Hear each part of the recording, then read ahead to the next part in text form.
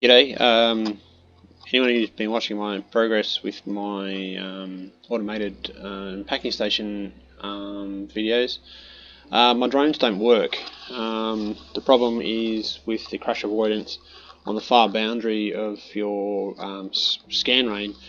When you respawn those objects in on the edge of the boundary, they spawn in on top of inside each other. Actually, they get entity jammed right into the same space. So obviously that's not going to work once they restart and start moving again. They're all jammed into the same space. So I'm looking at building a large train that'll probably handle over 20 bales. I'm hoping to do about 5 or 6 long and 2 high and 2 across. So it'll be 4 times 6, which is 24 bales, which is pretty good. But in order to get it to work nicely, if you need to come in and then reverse out of a station, it's going to give you a bit of a problem from a logistics and operation point of view. It might work at the trader end, but how I propose to do my bales, it's going to cause a problem because we need the train to get out of the way so more bales can get generated.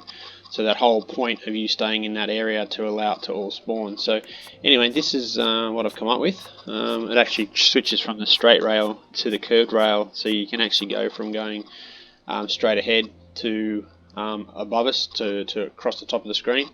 And then if I have a loop of rail that comes back to the left hand side, when the rails are back in the straight mode, you can head down the rail. And then if I've got the same on the other end, when we come in from the right hand side, we can either, if you go straight through, we can then come back around the loop and come through the cornering and be in the new position like this way, or you can go from this position here around the loop the other way. So it gives us a little bit of opportunity to change the directionality of the train with minimal fuss, and it means from the packing station to the farmers I only have to make one set of double rail. Unfortunately, because of how I've had it previously, all of that double rail needs to be remade because it actually needs to be kind of wide to handle the 2 bales across. So that's what I'm planning to do. And then the logistics of how to double pack all of the bales and then have a mechanism for the train to snatch it up and carry it through on the way through.